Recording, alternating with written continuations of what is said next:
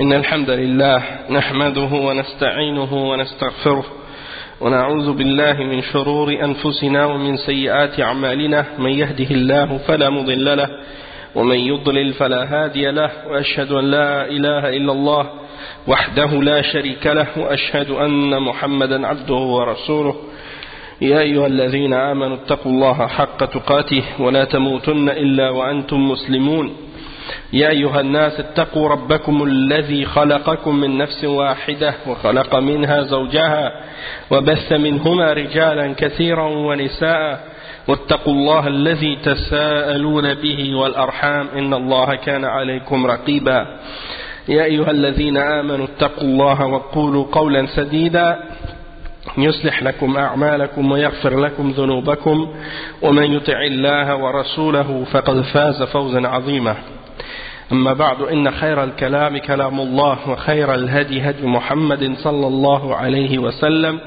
وإن شر الأمور محدثاتها وكل محدثة بدعة وكل بدعة ضلالة وكل ضلالة في النار أما بعد.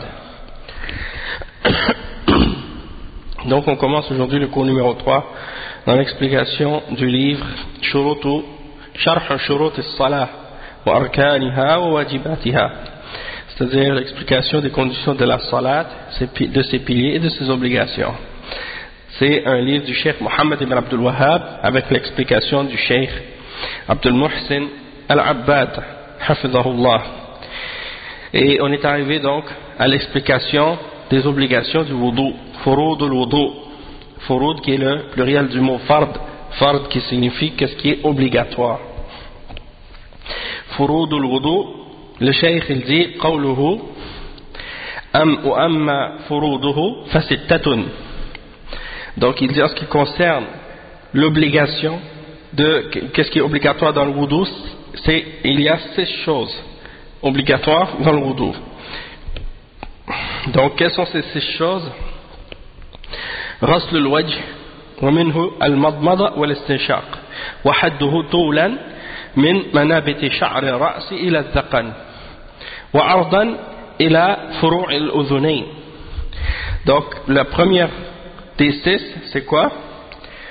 C'est de laver le visage. Ça c'est la première obligation dans le wudu, laver le visage. Ensuite le cheikh Mohammed ibn Abdul Wahhab il dit que il est inclus dans le visage de laver la bouche et le nez en faisant qu'est-ce qu'on appelle al-madmada et al-istinshaq. Donc al-madmada c'est de faire circuler l'eau dans la bouche, de faire circuler l'eau dans la bouche, et al-istinshaq c'est de faire sortir, d'inspirer l'eau dans le nez, d'inspirer de l'eau par le nez, et bien entendu de le ressouffler par la suite pour faire sortir les choses qui sont sales dans le nez. La limite du visage, selon qu'est-ce que le cheikh explique ici, pour délimiter qu'est-ce qui est obligatoire de laver, c'est à partir du haut des cheveux, du haut du visage par exemple, de là où commencent à pousser les cheveux. Donc ça c'est en hauteur, et pour désigner qu'est-ce qui est plus bas, c'est le menton. Donc de l'endroit où commencent à pousser les cheveux jusqu'au menton. Et ça c'est même si quelqu'un est chauve, même si quelqu'un par exemple est chauve ou bien souffre de calvitie par exemple, ses cheveux commencent à pousser plus loin par exemple, on ne calcule pas en arrière, on va calculer à partir de l'endroit où les cheveux poussent normalement, d'accord? Et al-dhaqan c'est le menton. Al-dhaqan c'est le menton. Des fois il y a des gens qui pensent que al-dhaqan c'est la barbichette. Des fois ils appellent la barbichette comme ça. Qu'est-ce qui pousse en bas sur le menton, ils appellent ça al-dhaqan. En fait al-dhaqan c'est pas la barbichette, c'est le menton lui-même, d'accord? Puis on appelle la barbichette al-dhaqan, pourquoi? Parce que ça pousse sur le menton justement. Et en largeur c'est bien entendu de la racine ou du début des oreilles, donc d'un côté à l'autre, côté droit, côté gauche. Ça c'est la largeur. La hauteur c'est du menton en haut du visage, là où commencent les cheveux commencent à pousser, puis de la largeur, c'est les deux oreilles, le début des deux oreilles. Donc ça c'est ce qui délimite le visage. Donc ensuite, la deuxième obligation dans le wudu, c'est de laver les deux avant-bras jusqu'au coude.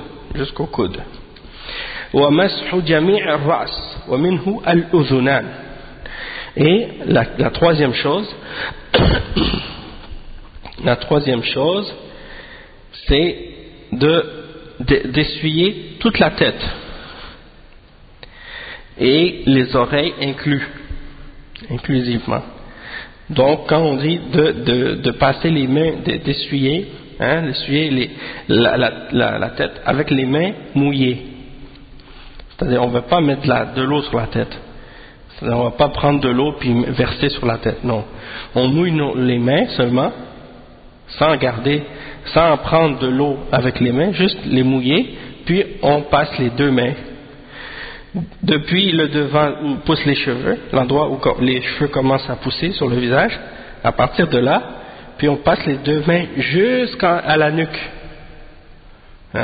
puis on repasse les mains dans le sens contraire jusqu'au devant de la tête, d'accord?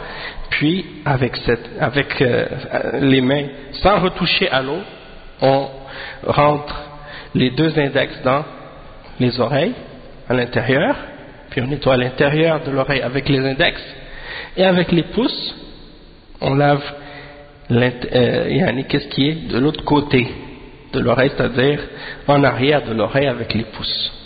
Donc l'intérieur de l'oreille avec les index, et qu'est-ce qui est derrière les oreilles avec les pouces.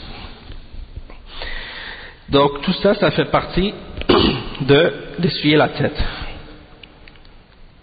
D'accord, donc ça c'est le troisième point. Le quatrième point, parmi les obligations, c'est وَغَسْلُ الرِّجْلَيْنِ إِلَى الْكَعْبَيْنِ.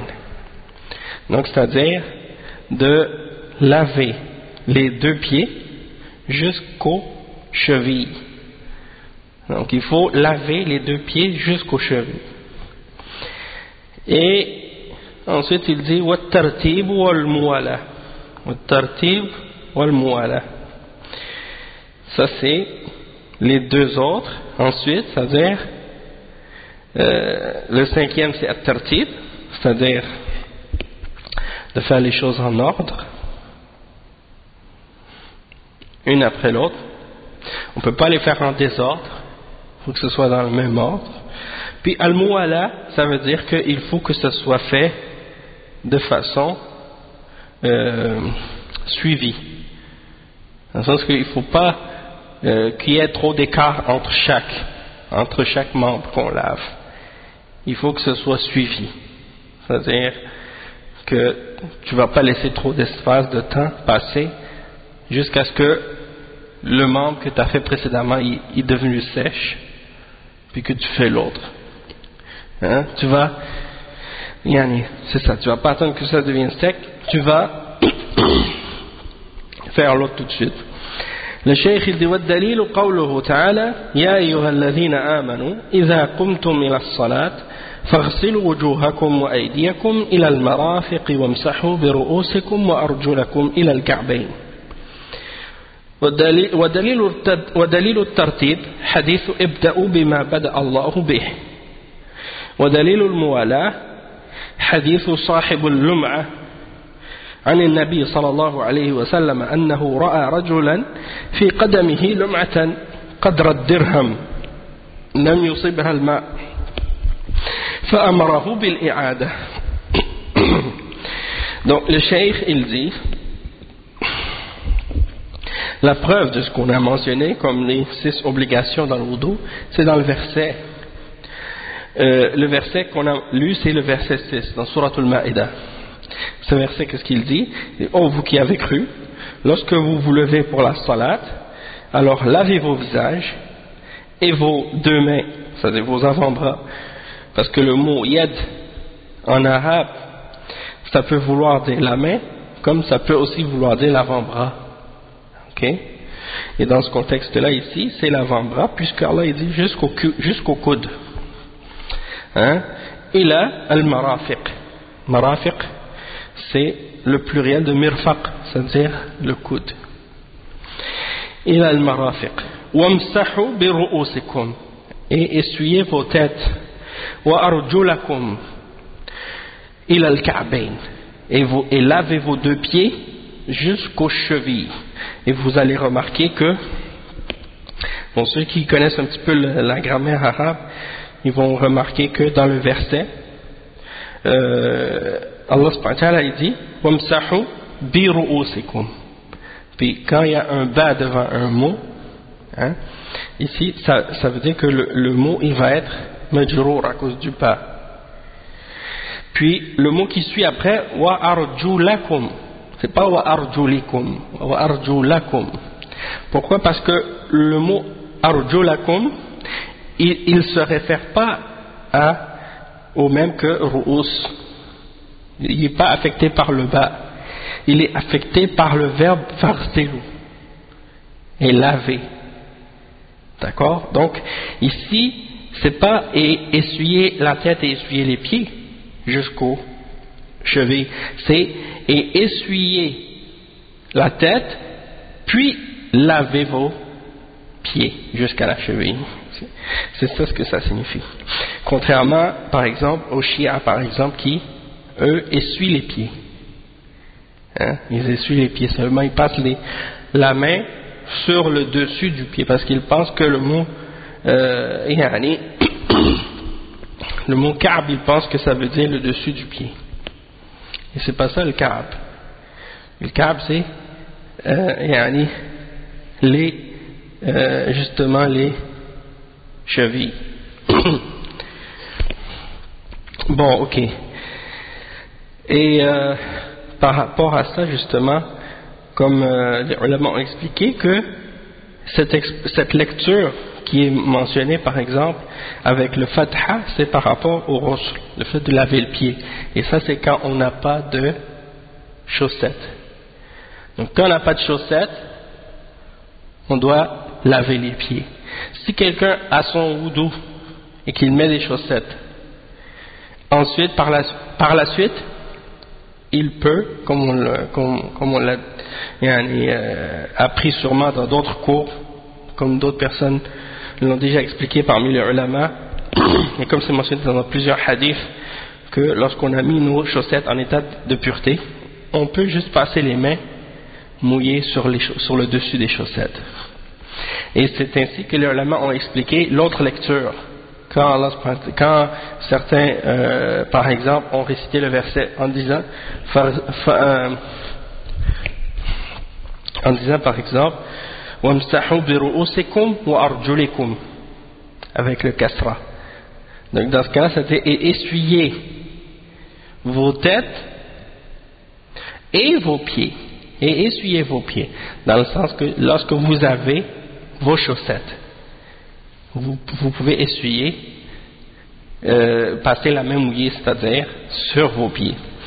Et justement, par rapport à ça, les chiites Rafida, eux, ils ne croient pas au masih ala al-khuffayn.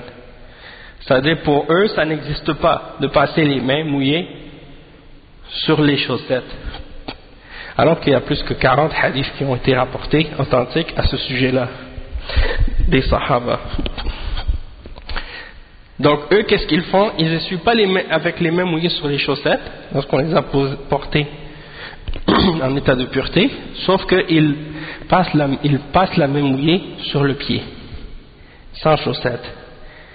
Hein? Donc ils contredisent la sunna quand ils n'ont pas de chaussettes, et ils contredisent la sunna en interdisant de passer les mains sur les chaussettes lorsqu'ils portent des chaussettes.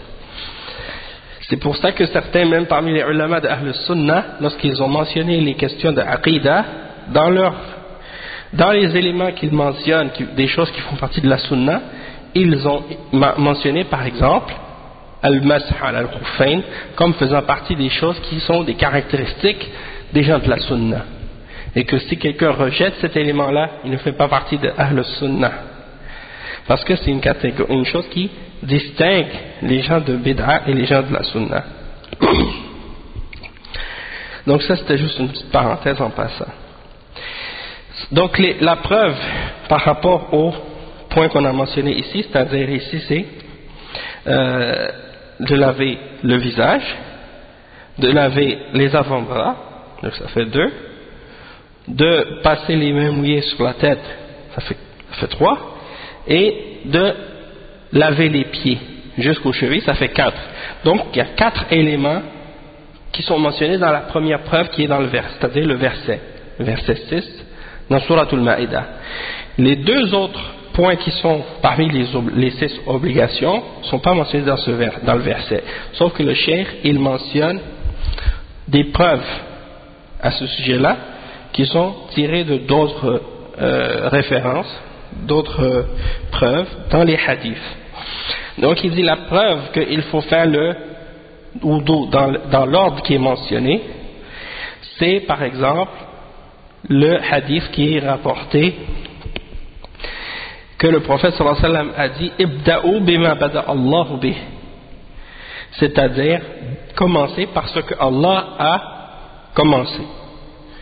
Et on va voir dans le sharh de l'explication de ce hadith à quoi il fait allusion ici, puis pourquoi le cheikh il a utilisé ça comme preuve.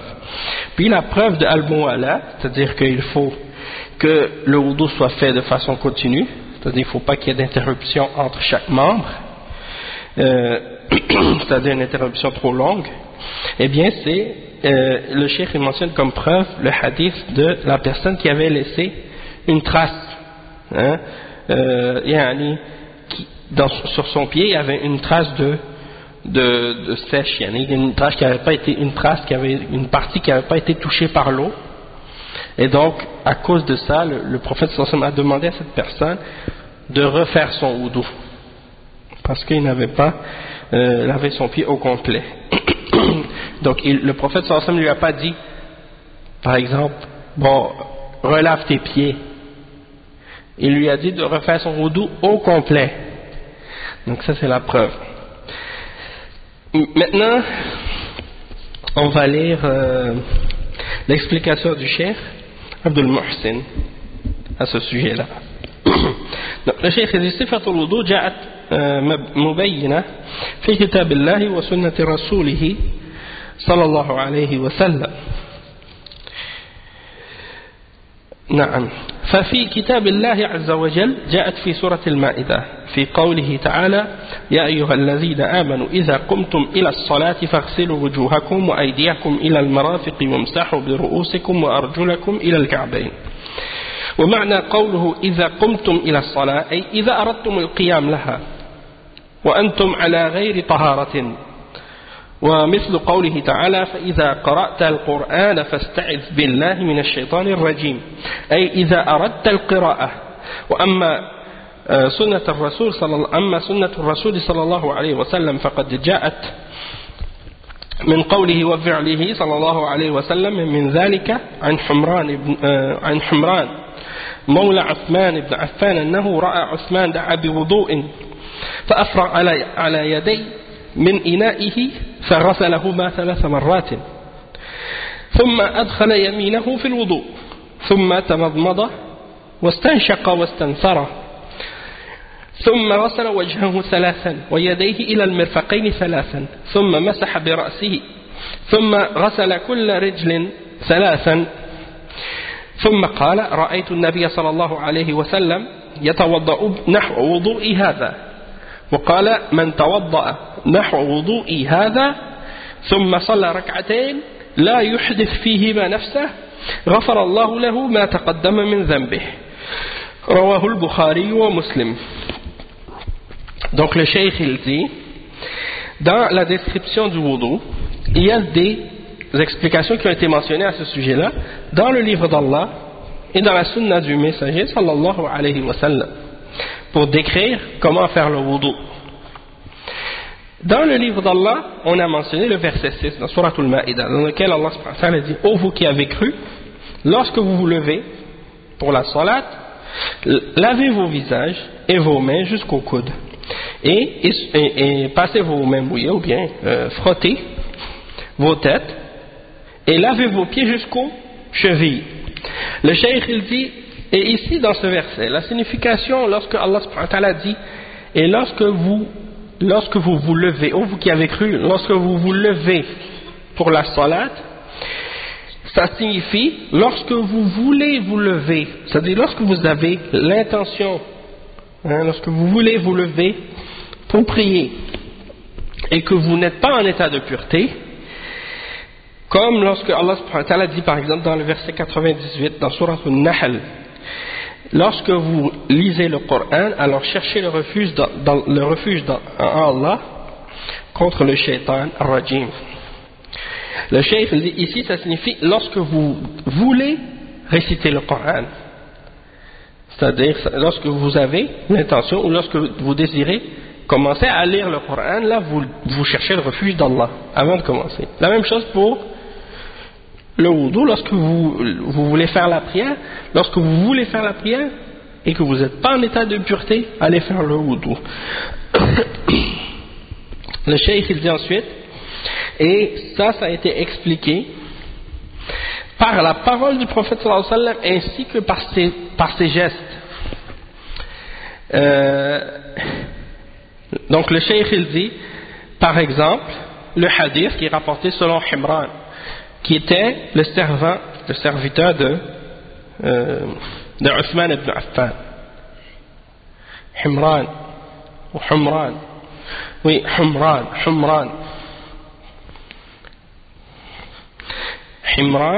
Mawla Uthman. Il a dit que il a vu Uthman qui a demandé donc un contenant pour faire le wudu. Il dit da'a bi wudu'in.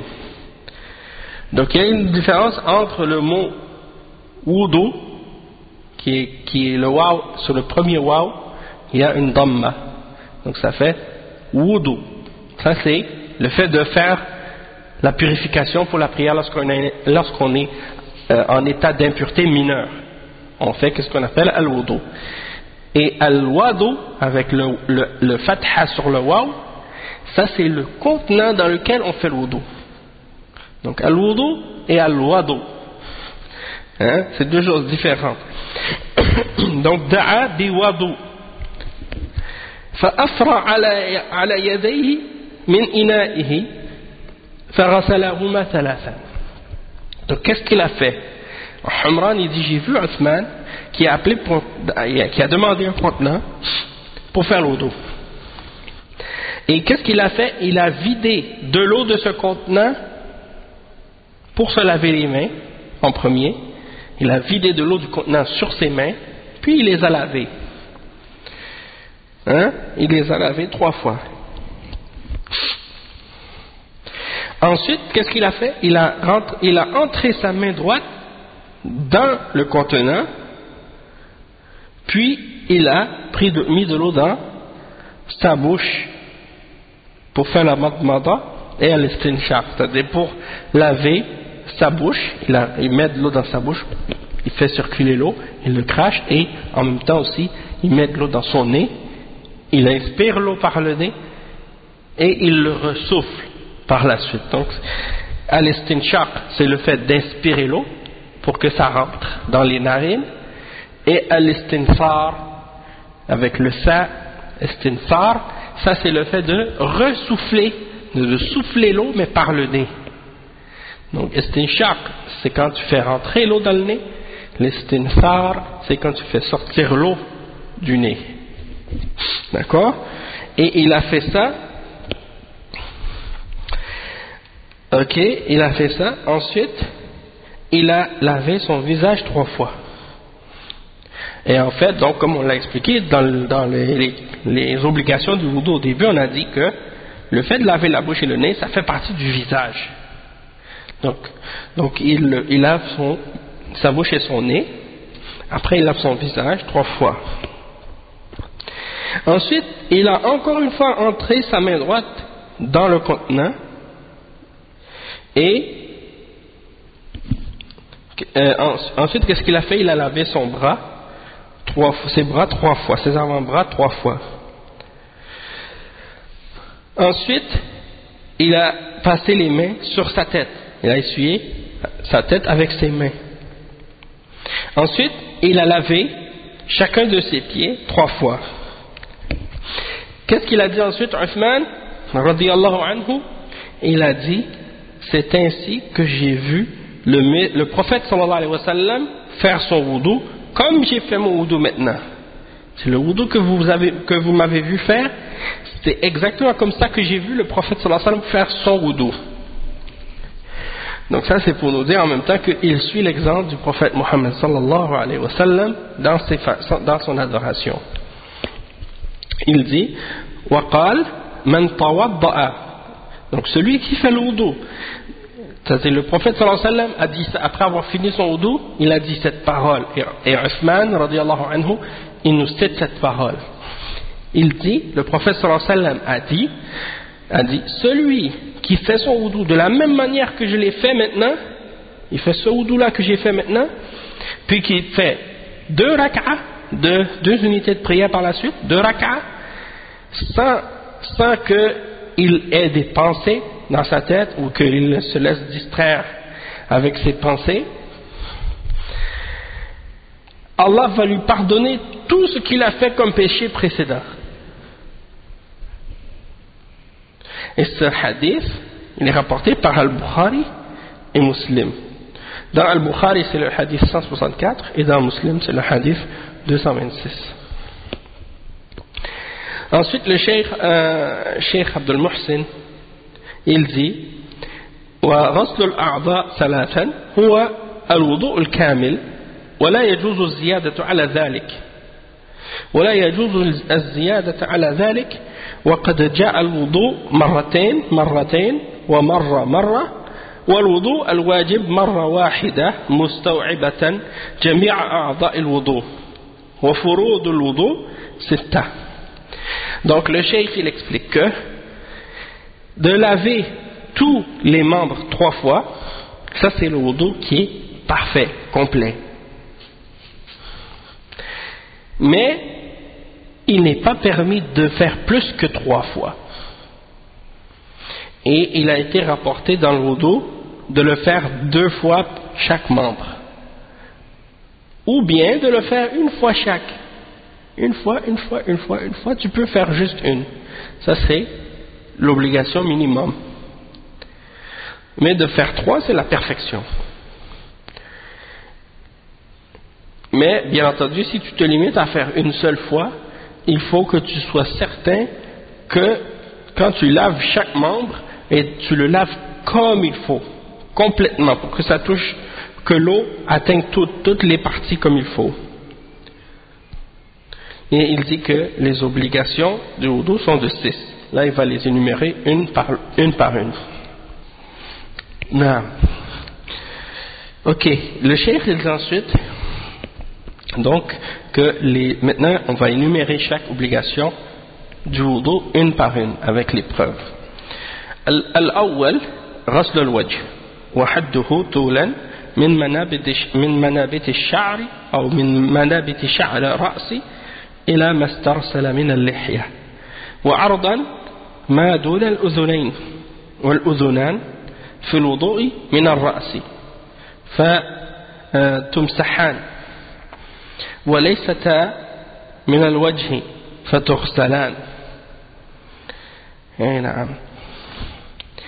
وتخليل اللحية مستحب والواجب في غسل الوجه غسل ما به المواجهة فلا يدخل في ذلك تخليل اللحية ويدخل في غسل الوجه المضمضة والاستنشاق كما جاء ذلك مبينا في حديث عثمان رضي الله عنه وغيره. Ok, donc le cheikh il dit que la première obligation dans le wudu, c'est de laver le visage. Et il répète encore une fois, qu'est-ce qui délimite le visage. Donc, la limite du visage, c'est quoi? C'est à partir de l'endroit où les cheveux poussent jusqu'à qu'est-ce qui descend, c'est-à-dire de la barbe, c'est-à-dire ici le menton, c'est de là que descend la barbe, donc c'est jusque là, ça c'est dans la hauteur du visage. Puis sur la largeur, c'est à partir des deux oreilles. Il dit que les deux oreilles, en ce qui concerne le wudu par rapport aux oreilles, c'est qu'elles font partie de la tête. Donc on doit seulement les essuyer et non pas les laver. Hein, contrairement au visage. On lave le visage mais on essuie la tête. Donc on essuie les oreilles parce que les oreilles font partie de la tête et non du visage. Et il dit qu'en ce qui concerne de passer les doigts à travers la barbe, il dit que ça c'est quelque chose qui est recommandé de le faire. Ce n'est pas une obligation. D'accord? Donc de passer les doigts à travers la barbe, c'est une chose qui est recommandée et non obligatoire. Qu'est-ce qui est obligatoire? C'est de laver le visage. Hein? Mais de passer les mains entre les poils de la barbe, ça c'est quelque chose qui est seulement recommandé. Qu'est-ce qui rentre dans le lavage du visage? C'est le fait de laver la bouche et le nez. Ça rentre dans le fait de laver le visage. Comme c'est expliqué dans le hadith de Othman qu'on a mentionné et dans d'autres hadiths aussi. Deuxièmement, deuxième obligation, غسل اليدين إلى المرفقين وذلك من أطراف الأصابع إلى نهاية المرافق أو إلى نهاية المرفقين والمرفقان داخلان في الغسل ولا يكفي في غسل الكفين في الوضوء ولا يكفي في غسل الكفين في الوضوء غسلهما قبل بدء الوضوء لأن ذلك مستحب إلا عند القيام من النوم فإنه واجب وغسل اليدين يكون بعد غسل الوجه فلا يكفي ما كان قبله. Donc le cheikh explique que la deuxième obligation dans le wudu, c'est de laver les deux avant-bras. Et ça commence du bout des doigts jusqu'au coude. Et les coudes inclusivement. C'est-à-dire les deux coudes sont inclus dans qu'est-ce qui est obligatoire de laver dans le wudu quand on parle des bras, des avant-bras.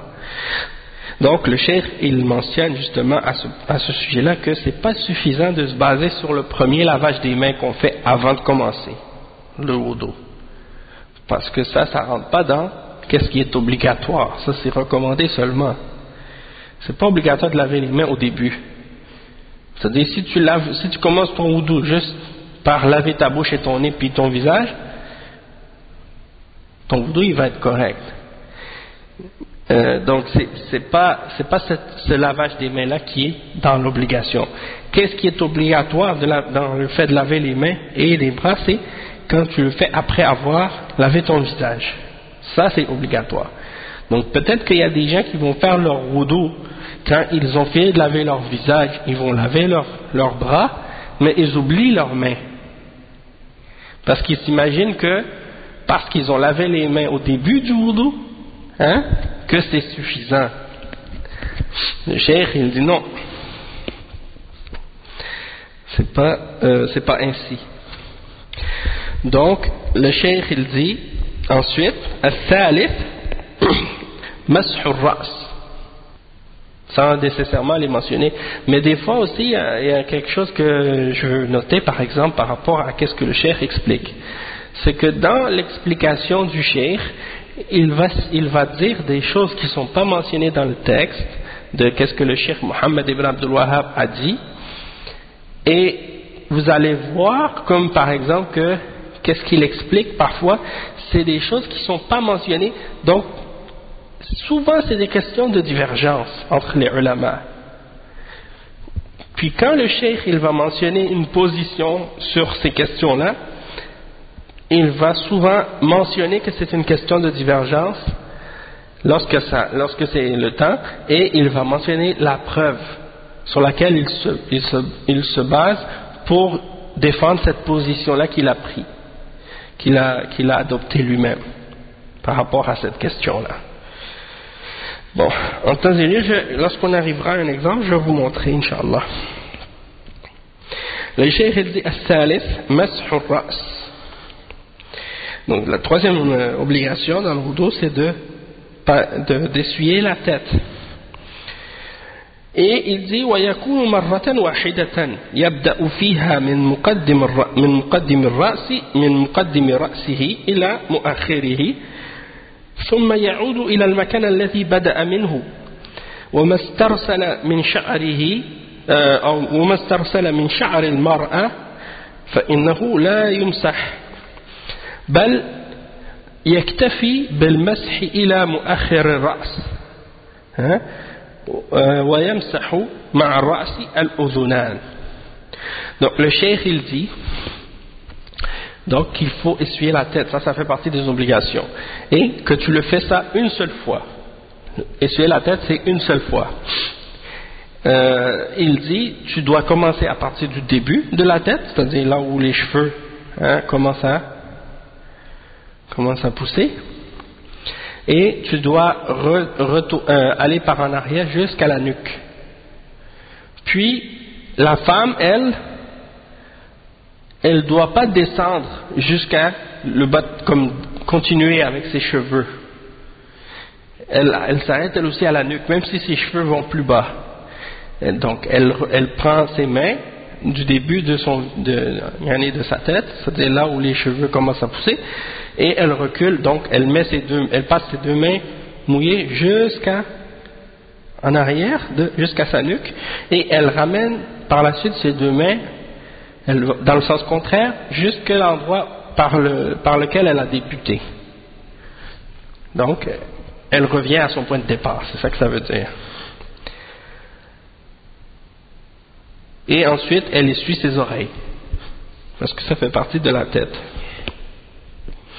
Comme on a dit, l'index dans l'intérieur et pour le derrière de l'oreille avec les pouces.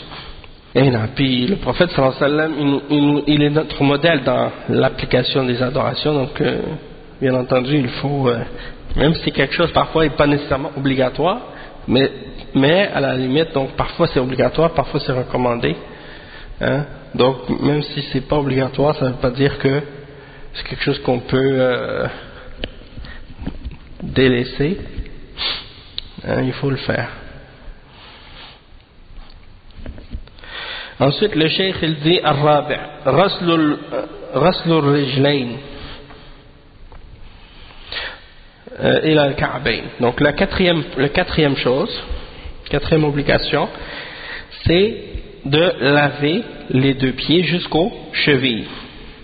Le cheikh il dit وَالْكَعْبَانِ دَاخِلَانِ فِي الْغُسْلِ وفي كل رجل كعبان وليس المراد بالكعبين العظمين النظمين الناتئين في ظهر القدم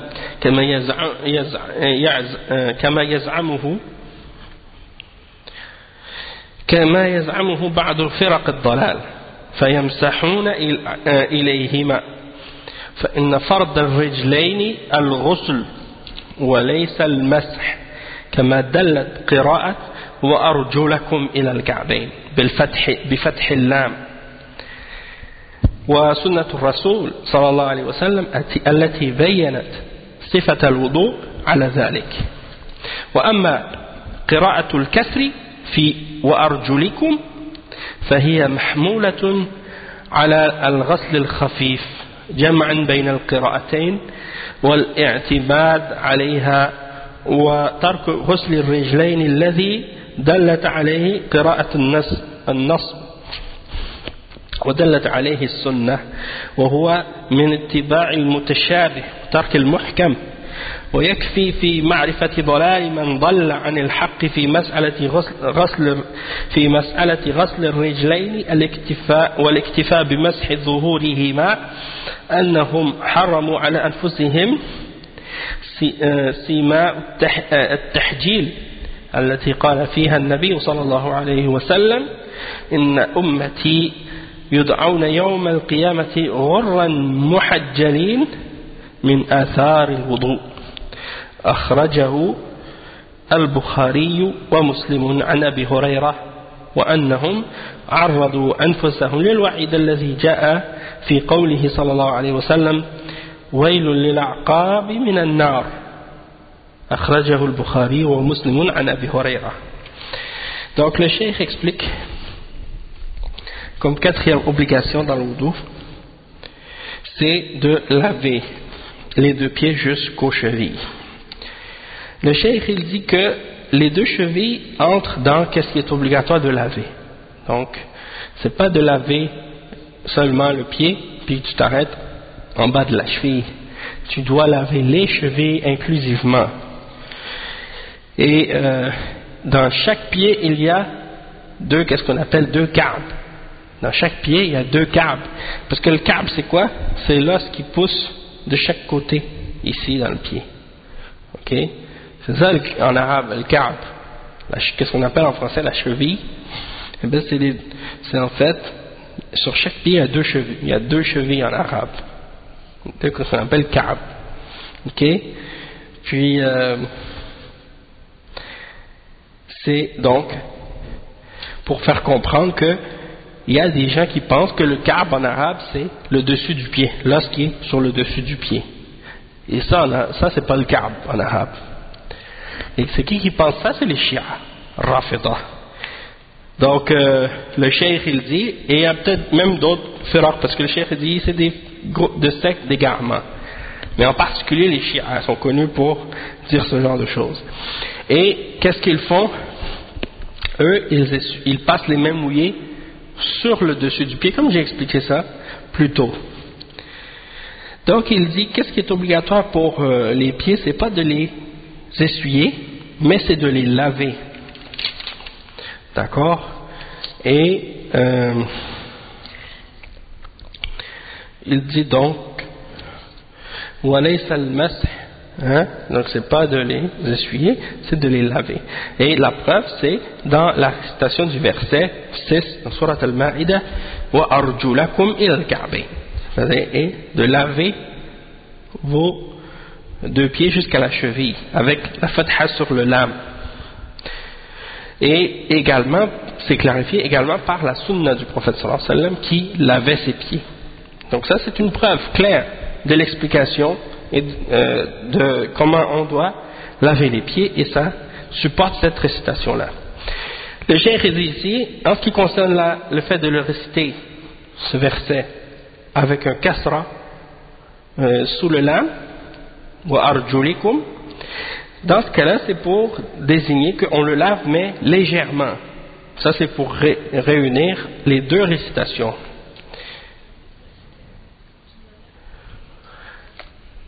Non, mais c'est pas que c'est permis de réciter d'une manière ou d'une autre. C'est qu'il y a différentes récitations qui ont été rapportées qui sont authentiques, et si quelqu'un récite dans une de ces récitations-là, puis que dans cette récitation qu'il a récitée, il y a la récitation avec la kasra dans cette récitation-là, alors il est obligé de le réciter selon cette récitation-là. Il ne peut pas changer de récitation pendant la même récitation. Tu comprends? Comme par exemple, supposons que dans une lecture spécifique, une récitation, il y a, par exemple dans le hafs, celle que on utilise par exemple en Arabie Saoudite, eh bien on récite avec al-hafs, hafsin an asim. Mais dans d'autres récitations peut-être, parce qu'il y en a les 7 qui sont les plus connus, puis ça va jusqu'à 10 aussi, puis il y en a peut-être d'autres qui ne sont pas nécessairement assez authentiques, mais sinon les 10 qira'at, c'est celles qui sont les plus connues. Parmi elles, il y en a peut-être une de ces récitations-là qui va réciter avec une kasra pour ce verset-là. Donc si quelqu'un il récite dans cette récitation-là, il va le dire avec le kasra, puisqu'il récite dans cette récitation-là. Mais si quelqu'un récite selon Hafs, il ne peut pas comme arriver à ce verset-là dire bon, je vais réciter ce verset, je vais le réciter selon une autre récitation. Mais c'est pour ça que dans les livres de tafsir par exemple, vous allez lire par exemple dans l'explication du verset que souvent les mufassirin, les savants de tafsir, ils vont mentionner que lorsqu'il y a plusieurs récitations, ils la ramènent pour ramener une autre signification supplémentaire à ce verset-là. Des fois parce que une récitation peut rajouter une signification à un verset et clarifier une signification de plus à un verset. Donc c'est dans ce cas-là ici, il dit le shirk que ça dans ce cas, on doit le prendre dans le sens, lorsqu'on le récite avec le kasra, c'est dans le sens que on le lave le pied, mais on le lave légèrement. Et ça c'est pour faire, disons, réconcilier les deux récitations. Mais il y a d'autres explications aussi, comme celle que j'ai mentionnée tout à l'heure, que Cheikh Ibn Uthaymin a mentionné dans le sharh lorsqu'il fait le sharh de Kitab al-Tahara, il parle de dans Kitab al-Tahara, dans le sharh de Sahih al-Bukhari. Lorsqu'il arrive à cette question, il a détaillé la question et il a expliqué que ça peut aussi vouloir dire par rapport lorsque quelqu'un porte des chaussettes en état de pureté, qu'il fait le mas. Donc c'est une autre explication. Le cheikh il dit ensuite والاعتماد عليها وترك غسل الرجلين الذي دلت عليه قراءة النصب. Donc ودلت عليه السنة وهو من اتباع المتشابه. Donc celui qui abandonne par exemple le fait de laver les deux pieds en se basant sur la récitation qui dit de réciter avec le kasra, le cheikh il dit que celui qui fait ça, il dit qu'il suit qu'est-ce qui est mutashabih et il abandonne qu'est-ce qui est muhkam. Il suit qu'est-ce qui est mutashabih, il suit qu'est-ce qui peut avoir plusieurs interprétations et il abandonne qu'est-ce qui a été clarifié par les autres preuves.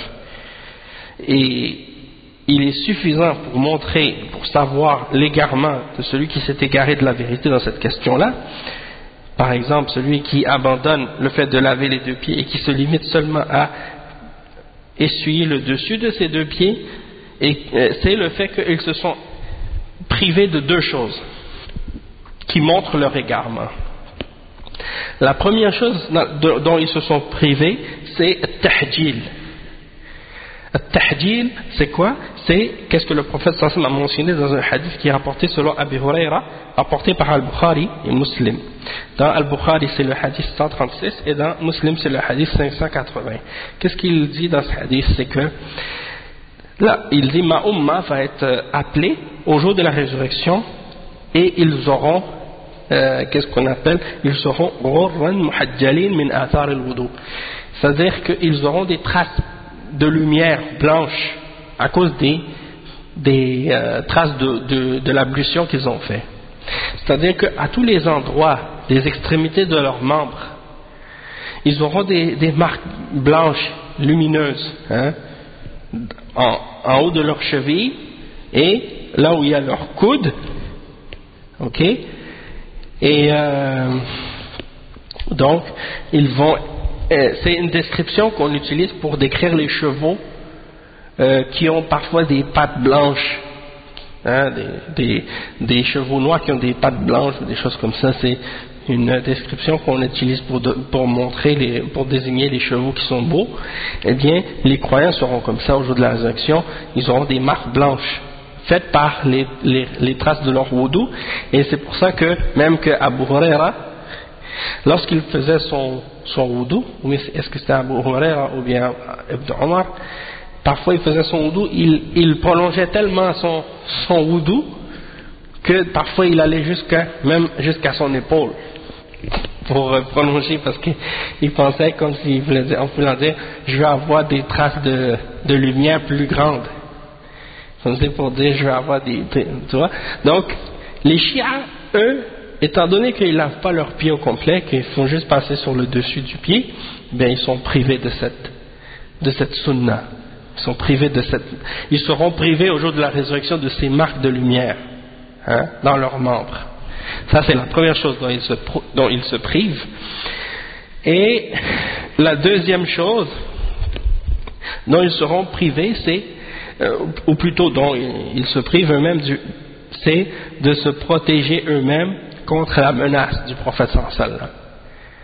Puisque le prophète sallallahu alayhi wa sallam a fait une menace contre celui qui néglige ses chevilles, qui néglige ses talons. Il a dit, prenez garde au feu d'Allah par rapport à vos talons. Waylun lil aqabi minan nar. Donc celui qui ne fait pas attention à bien laver ses talons quand il fait son wudu, il est sous la menace de l'enfer pour ça. Donc les Shia Rafida, eh bien, Allah musta'an, ils lavent jamais leurs talons. Donc ils sont sous la menace du prophète sallallahu alayhi wa sallam lorsqu'il invoque contre celui qui néglige ses talons. Donc ça, c'est deux choses qui montrent leur égarement. Deux points parmi les points qui montrent leur égarement, bien qu'il y en a d'autres aussi. Le point numéro 5, c'est Al-Khamis. Point numéro 5, Al-Tartib. C'est l'ordre dans lequel on fait le wudu. Cheikh dit فيجب غسل أعضاء الوضوء على الترتيب الذي جاء في الآية وجاء في فعله صلى الله عليه وسلم في وضوئه فلا يجوز أن يقدم غسل اليدين على غسل الوجه ولا مسح الرأس على غسل اليدين وهكذا. وأما لو غسل اليد اليسرى قبل اليمنى أو الرجل اليسرى قبل اليمنى فإن الوضوء صحيح إجماعا وهو خلاف الأولى. قال الحافظ ابن حجر في الفتح وقال النووي قاعدة الشرع المستمرة استحباب البداءة باليمين في كل ما كان من باب التكريم والتزيين وما كان بضدهما استحب فيه التياسر. قال وأجمع العلماء على أن تقديم اليمين في الوضوء سنة ومن خالفها فاته الفضل وتم وضوءه. ثم نقل عن ابن قدامة في المغني أنه قال لا نعلم في عدم الوجوب خلافا. Donc le cheikh ici, il explique que l'ordre dans lequel on fait notre wudu par rapport aux membres, c'est obligatoire. Donc il faut laver les membres du wudu dans l'ordre qui sont mentionnés dans le verset. Et comme c'est mentionné aussi dans les actions du prophète Mohammed sallallahu alayhi wa sallam. Donc c'est pas permis par exemple de laver les mains avant de laver le visage. Et c'est pas permis d'essuyer par exemple la tête avant de laver les mains, ainsi de suite. Il dit, si quelqu'un par exemple il lave sa main gauche avant sa main droite, ou bien son pied gauche avant son pied droit, il dit que son wudu sera quand même valable selon le consensus des ulama, selon l'unanimité des savants. Son wudu sera quand même valable. Donc si c'est la question de dire est-ce que je commence avec le droit ou le gauche, celui qui fait la gauche avant la droite, il a contredit ce qui est le mieux. Mais son wudu va quand même être valable, il va quand même être bon. Le cheikh il dit que il cite les paroles de Al-Hafiz ibn Hajar dans Fath al-Bari, le volume 1, page 270. Il cite l'imam al-Nawawi qui dit la règle de la charia elle est permanente sur le fait qu'il est recommandé et préférable de commencer par la main droite ou par la droite de façon générale dans tout ce qui est toute chose noble et dans toute chose qui est noble ou dans toute chose qu'on fait pour embellir. Et dans toutes choses qui sont le contraire de ça, de commencer par la gauche. Dans toute chose qui est mauvaise ou sale ou des choses comme ça, de le faire avec la gauche, ou de commencer par la gauche. Il dit, et ça c'est recommandé, de commencer par la gauche dans les choses qui sont le contraire. Il dit, et les savants sont tous d'accord sur le fait que de commencer par la main droite dans le wudu avant la gauche, c'est une sunna. C'est-à-dire c'est quelque chose qui est recommandé. Et que celui qui contredit ça, eh bien, il a contredit ce qui était meilleur à faire. Mais son wudu, il est quand même complet. D'accord? Et ça, c'est la fin de la parole de l'imam al-Nawawi. Il dit, le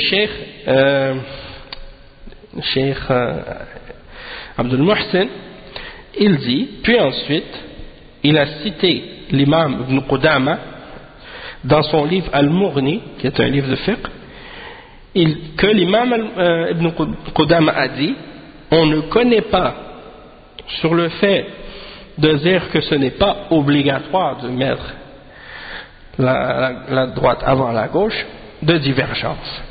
C'est-à-dire, on ne connaît aucune divergence sur le fait que de mettre la droite avant la gauche, c'est pas obligatoire. Il n'y a pas de divergence là-dessus.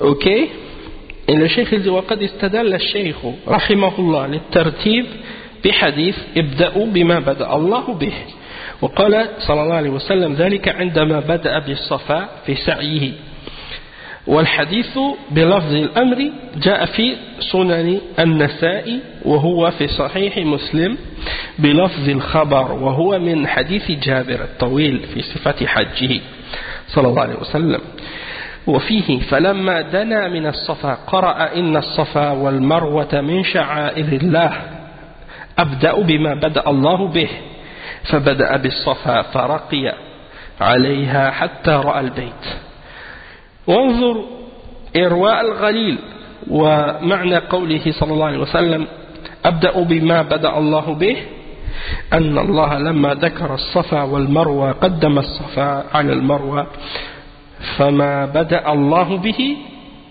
ذكرا بدأ به رسول الله صلى الله عليه وسلم بالسعي فعلا. Subhanallah, c'est bizarre parce que quand je lis ça en même temps, à chaque fois que je lis ça, ça me rappelle quand on fait le sa'i, quand on fait la umrah, quand on monte sur Safa, puis on dit ça. Yani on est Abda'u bima bada Allahu bih, on commence par Safa, puis après on marche vers Marwa, mais le prophète sallallahu alayhi wa sallam, il montait sur Safa jusqu'à ce qu'il soit capable de voir la Kaaba. Et puis il restait longtemps pour faire des invocations. Après il partait, il retournait de l'autre côté. Ok, donc le cheikh il dit que le cheikh Mohammed ibn Abdul Wahhab il a mentionné comme preuve par rapport à l'ordre le hadith dans lequel le prophète sallallahu alayhi wa sallam a dit commencer par ce que Allah subhanahu wa ta'ala a mentionné en premier, ou par ce par quoi il a commencé lui-même. Et le prophète sallallahu alayhi wa sallam il a dit ça quand? Il a dit ça dans As-Safa ou Al-Marwa au moment du sa'i. Donc cette parole elle est tirée d'un long hadith qui est rapporté par il est mentionné on le retrouve dans Sunan al-Nasa'i, le hadith 2962, puis on le retrouve aussi dans le Sahih de l'imam Muslim 2950, et c'est un hadith qui, dans le contexte il n'est pas venu comme un ordre, mais il est venu dans le sens d'une information. Il dit que c'est dans le hadith de Jabir, qui est le hadith très long, qui décrit tout le hajj du prophète sallallahu alayhi wa sallam. C'est un hadith célèbre. Donc si on vous parle du hajj, puis qu'on vous dit le hadith de Jabir, ça veut dire le long récit de Jabir qui décrit tout le hajj du prophète sallallahu alayhi wa sallam. C'est un hadith très célèbre au sujet du hajj. Et dans ce hadith qui est très long, il dit, lorsqu'il s'est approché de Safa, il a récité le verset Inna Safa wal Marwata min sha'airillah c'est-à-dire que As-Safa et Al-Marwa font partie des signes d'Allah subhanahu wa ta'ala, ou des sha'air. J'ai oublié comment on traduit le mot sha'air. En tout cas, ça fait partie des choses que Allah subhanahu wa ta'ala a désignées, par lesquelles on prend comme référence pour adorer Allah subhanahu wa ta'ala. Et donc il dit ici, quand il approchait, il disait, et je commence par ce que Allah a mentionné en premier, par ce par quoi Allah a débuté. C'est-à-dire que dans le verset, Allah subhanahu wa ta'ala, il dit Safa avant Marwa. Donc il commence par Safa pour faire son sa'i. Sa'i, c'est quoi? C'est de circuler faire le va-et-vient entre les deux montagnes, c'est pas des montagnes, mais disons entre les deux collines. Ici, maintenant quand on va là-bas, maintenant on retrouve plus vraiment la colline, parce que maintenant ils ont mis du marbre par-dessus, puis ça a été, ils ont rabaissé un peu les collines, donc quelqu'un qui va arriver là-bas, il va pas reconnaître que c'est une colline. Et ils ont fait ça, c'est pour faciliter la Umrah pour les gens. Une chose que j'ai remarqué, qu'est-ce que les gens font là-bas, c'est pour ça que quand on fait la Umrah ou le Hajj, la pire chose que quelqu'un peut faire, c'est d'imiter qu'est-ce que les gens font. Non, celui qui va faire la Umrah ou qui va faire le Hajj, il faut bien étudier sa Umrah, bien étudier son Hajj selon la Sunna du prophète sallallahu alayhi wa sallam. Ok, et qu'est-ce que les gens font? Ils viennent sur Safa, et puis ils disent Allahu Akbar ou quelque chose, et puis ils descendent automatiquement. C'est comme s'ils montent, ils descendent. Puis ils vont rapidement. Alors que la Sunna, c'est pas ça. Mais bon, Allah musta'an. Il y a des gens qui viennent à la Mecque, qui font leur Hajj, ils retournent dans leur pays. Allahu a'lam, est-ce que leur Hajj est valable ou non? Peut-être que beaucoup d'entre les gens qui vont là-bas, ils ont commis plein d'erreurs dans leur Hajj, ils ne savent même pas. Ils retournent en réalité, au lieu d'avoir fait des bonnes œuvres, ils ont commis plein de péchés, ils ne savent même pas si leur Hajj est valable ou non. Donc, Allah musta'an. Après, le cheikh il dit, donc il disait, je commence par ce par quoi Allah a débuté, et il montait sur Safa jusqu'à ce qu'il puisse voir la Kaaba. Et ça, c'est, si tu veux avoir les références, le cheikh il dit, regardez dans Irwa al-Ghalil, le hadith 1120, et regardez également la signification de ce que le prophète sallallahu alayhi wa sallam a dit lorsqu'il dit je commence par ce que, ou commencer, il a dit je commence par ce par quoi Allah a commencé, c'est-à-dire que Allah a mentionné As-Safa et Al-Marwa, donc As-Safa en premier puis Al-Marwa ensuite. Donc ce que Allah a mentionné en premier, eh bien le prophète sallallahu alayhi wa sallam en action, il l'a fait précéder dans son sa'i. Oui, exactement. Donc on voit que justement cette parole ici concerne le sa'i, mais on peut l'appliquer à d'autres adorations. À moins que dans la sunna il y a quelque chose qui nous explique que on peut faire autrement. Wallahu a'lam. Donc le cheikh dit ensuite As-Sadis Al-Muwala. Donc la sixième obligation dans le wudu c'est Al-Muwala. Et Al-Muwala, qu'est-ce que c'est? C'est comme on a dit, le fait de ne pas ne pas laisser de délai entre chaque membre qu'on lave dans le wudu. Le cheikh il dit ici وهو أن يوالي بين الأعضاء في الغسل فلا يغسل بعضها ثم ينشغل عن الاستمرار في الوضوء إلا إذا كان الانشغال لعارض يسير كفتح باب قريب فإنه لا يؤثر ويدل لوجوب الموالاة حديث عمر بن الخطاب رضي الله عنه أن رجلا توضأ فترك موضع ظفر على قدمه فأبصره النبي صلى الله عليه وسلم فقال ارجع فأحسن وضوءك فراجع ثم صلى. أخرجه مسلم. وحديث رجل من أصحاب النبي صلى الله عليه وسلم أن النبي صلى الله عليه وسلم رأى رجلا يصلي وفي ظهر قدمه لمعة قدر الدرهم لم يصبها الماء فأمره النبي صلى الله عليه وسلم أن يعيد الوضوء والصلاة. أخرجه أبو داود. وانظر إرواء الغليل. ووجه الاستدلال من هذين الحديثين على وجوب الموالاة أن النبي صلى الله عليه وسلم لم يأمر من أبصر على قدمه شيئا لم يصبه الماء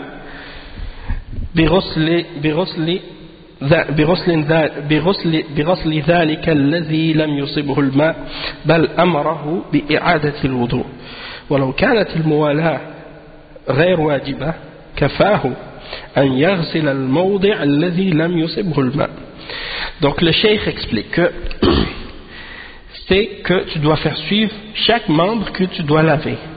Donc tu ne dois pas laver certains puis après tu te laisses distrait, tu vas faire d'autres choses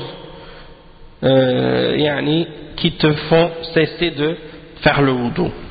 Sauf si c'est pour faire quelque chose qui se présente, qui est très très rapide.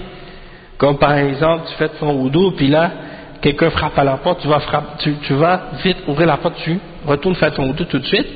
Ça ne dérange pas. Il dit que la preuve de l'obligation de faire suivre les membres dans le wudu, c'est le hadith qui est rapporté par Omar ibn al-Khattab, radiyallahu anhu, qu'un homme a fait le wudu, puis qu'il a laissé une petite partie,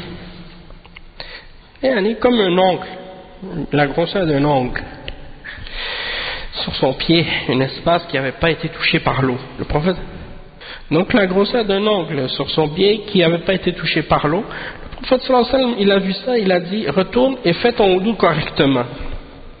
Il est retourné le faire, puis il a prié ensuite. C'est rapporté par l'imam Muslim dans son Sahih, le hadith 243.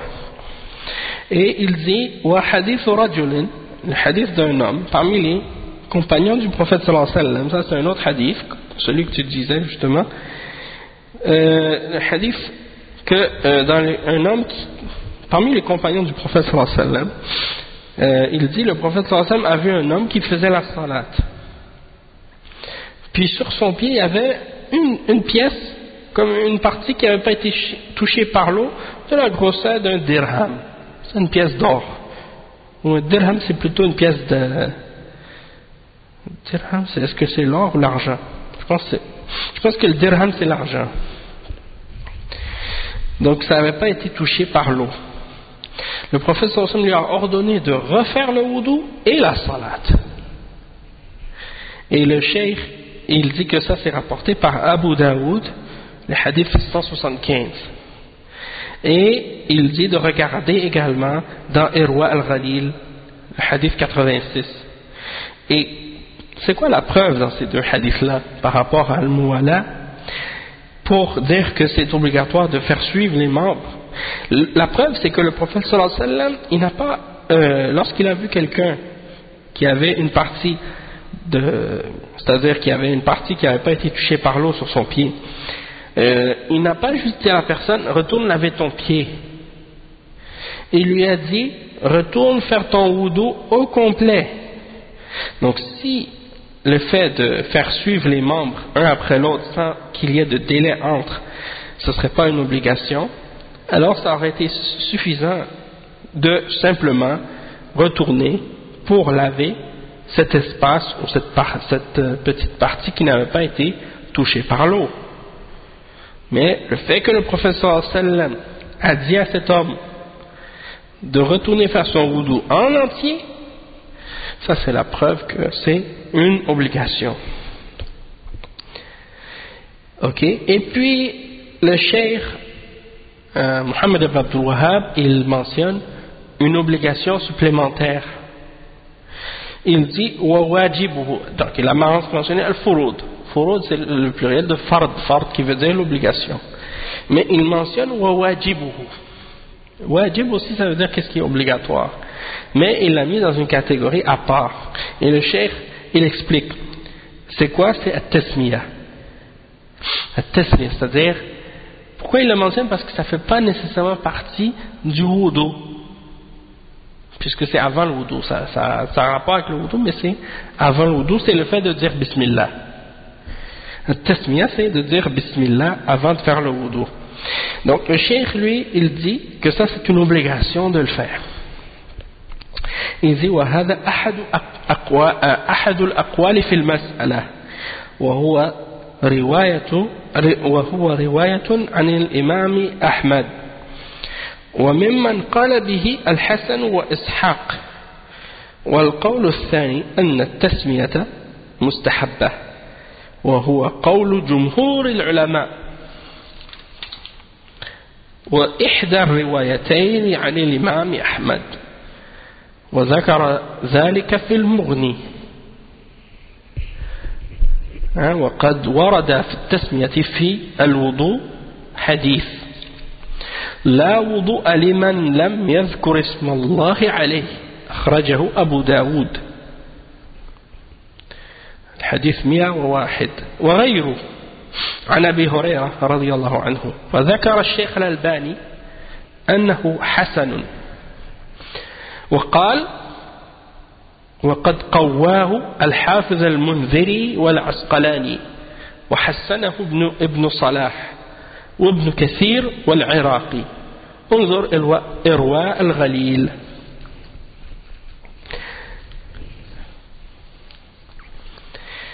واختيار الشيخ القول بالوجوب مع الذكر فيه الاحتياط والخروج من الخلاف ونظير ذلك ما قاله رحمه الله في أدب المشي إلى الصلاة وتجزئ تكبيرة الإحرام عن تكبيرة الركوع لفعل زيد بن ثابت وابن عمر ولا يعرف لهما مخالف من الصحابة وإتيانه بهما أفضل خروجا من خلاف من أوجبه. Donc le cheikh il explique que le fait de dire Bismillah avant de faire le wudu c'est obligatoire, parce que le cheikh il dit de dire Bismillah lorsqu'on s'en rappelle.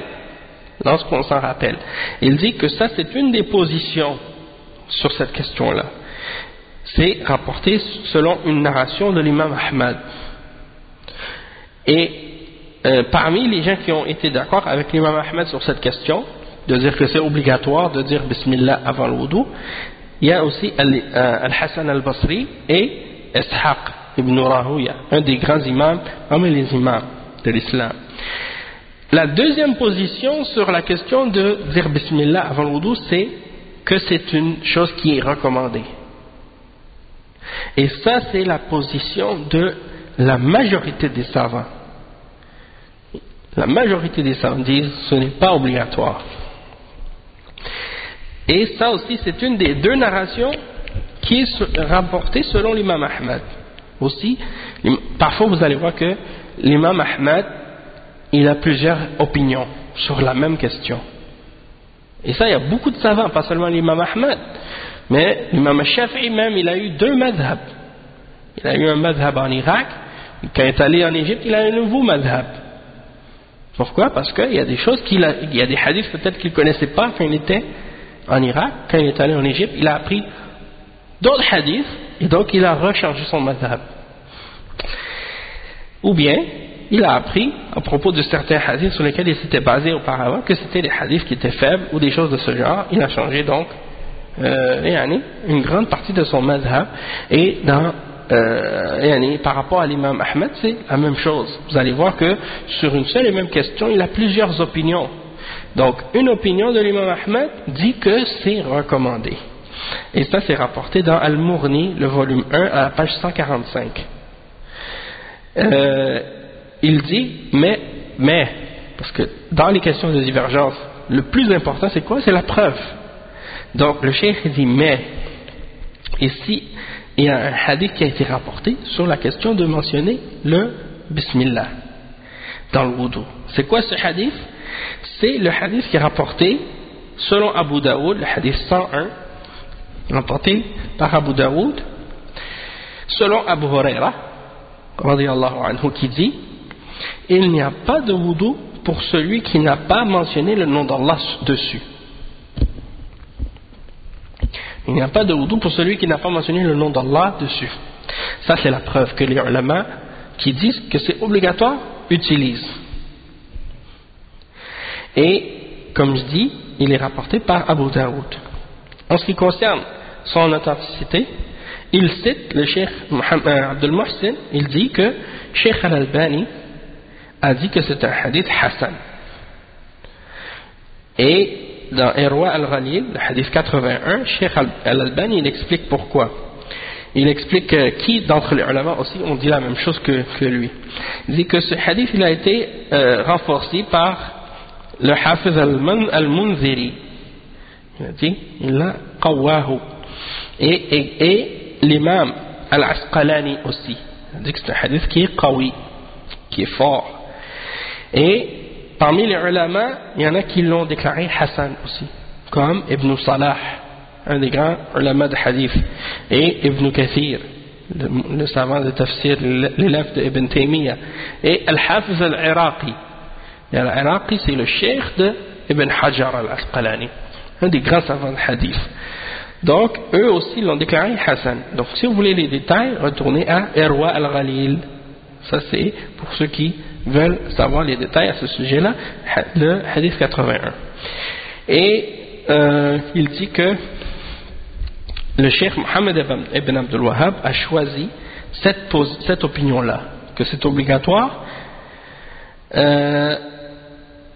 ma'a zikr, c'est-à-dire si on s'en rappelle, dans le sens que si on l'oublie, ça fait que, bien entendu, le wudu va quand même être valable si on l'a oublié, mais si on se souvient, c'est obligatoire de le mentionner.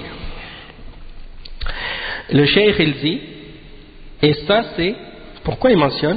Il dit, il y a dans ça le fait de dire que c'est obligatoire, il y a qu'est-ce qu'on appelle en arabe al-ihtiyat. C'est-à-dire, moi je pourrais traduire l'ihtiyat,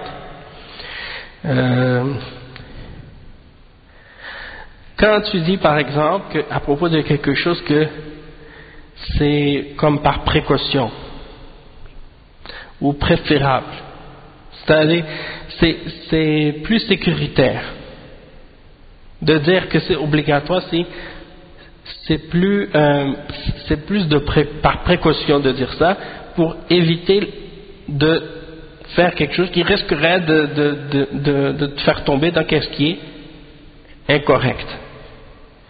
D'accord? Et il dit aussi dans le sens que ça te fait sortir de la divergence. Ok? Tu sors de la divergence en faisant qu'est-ce qui est le mieux. Qu'est-ce qui est le mieux? Hein?